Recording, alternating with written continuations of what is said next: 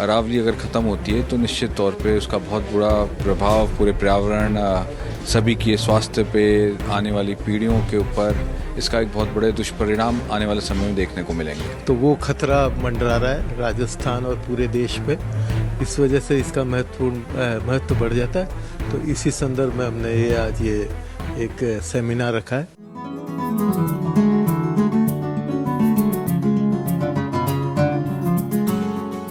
हमने आज ये भारत सेवा संस्थान ने एक अच्छी पहल करी। आज आप सब जानते हैं अंतर्राष्ट्रीय पर्वत दिवस भी है और एक अच्छा मौका था जब हम ध्यान खींच सकें जनता का कि जो ऑर्डर आया है सुप्रीम कोर्ट का, जिसमें 100 मीटर का उन्होंने हवाला दिया है, ये एक आने वाले वक्त के लिए एक बहुत नुकसानदायक ये रहेगा। अरावली पर्वत श्रृंखला जो कहा जाता है कि सबसे ओल्डेस्ट माउंटेन रेंज है अरावली माउंटेन रेंज, और उसका अगर इस तरीके से उसको ख़त्म कर दिया जाएगा इस निर्णय से, तो मैं मानना है आने वाली जो पीढ़ियां रहेंगी, आने वाला जो वक्त रहेगा, अरावली अगर ख़त्म होती है तो निश्चित तौर पे उसका बहुत बुरा प्रभाव पूरे पर्यावरण सभी के स्वास्थ्य पे आने वाली पीढ़ियों के ऊपर इसका एक बहुत बड़े दुष्परिणाम आने वाले समय में देखने को मिलेंगे। अगर सर ये समझे कि अभी फिलहाल ठीक है, बातचीत आपने आपने समझा भी है इस पूरे मुद्दे को कैसा, क्या आपको मालूम भी है इन फ्यूचर के लिए क्या कोई प्लान आउट आपके माइंड में है कि इसको लेकर के? देखिए, अभी तो भारत सेवा संस्थान हम सब लोगों ने आपस में एक विचार विमर्श किया है। सभी एक्सपर्ट्स लोग जो विभिन्न चाहे जियोलॉजिस्ट हों चाहे दूसरे एक्सपर्ट्स थे, पर्यावरणविद थे, इन सब ने अपने अपना विचार रखे हैं और आने वाले समय में इसकी क्या हम सोचते हैं और हम किस तरीके से हम इस पर क्या भारत सेवा संस्थान और बाकी तमाम लोगों की क्या राय है, ये आने वाले वक्त में इसकी रूपरेखा बनेगी। ये आज 11 दिसंबर को इंटरनेशनल माउंटेन्स डे है जो यूनाइटेड नेशंस ने डिक्लेयर किया है। तो उस संदर्भ में ये कॉन्फ्रेंस रखी गई है और इसका महत्व इसलिए बढ़ जाता है कि राजस्थान में अरावली इस पर अभी सुप्रीम कोर्ट ने एक फैसला दिया जिसमें ये कह दिया कि 100 मीटर से नीचे तक 100 मीटर तक की जो पहाड़ी हैं उनको अरावली इसका हिस्सा नहीं माना जाएगा, जिसका असर ये होगा कि all these mountains they have become open to mining. तो वो खतरा मंडरा रहा है राजस्थान और पूरे देश पे। इस वजह से इसका महत्व बढ़ जाता है।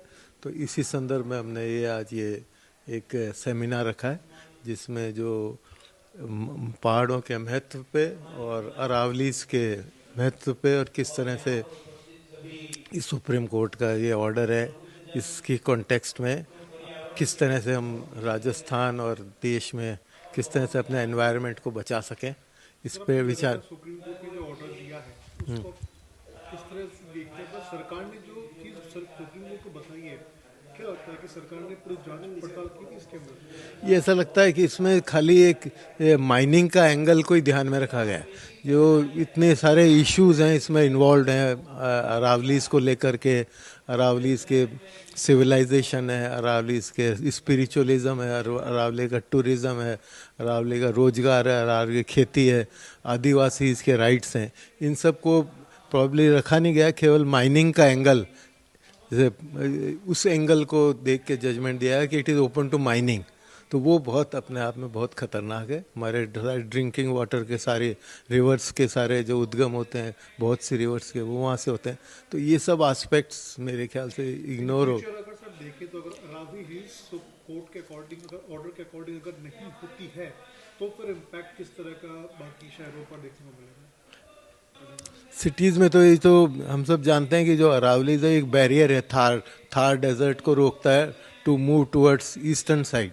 तो अगर अरावलीज में ये इस तरह से अगर हमने इसको ब्रेक किया और जो 100 मीटर तक की पहाड़ियाँ उनको अगर डैमेज किया गया तो ये थार डेजर्ट है, ये आगे तक फैलेगा और पता नहीं कहाँ तक ये डेजर्ट का स्प्रेड हो सकता है, दिल्ली और आगे भी जा सकता है।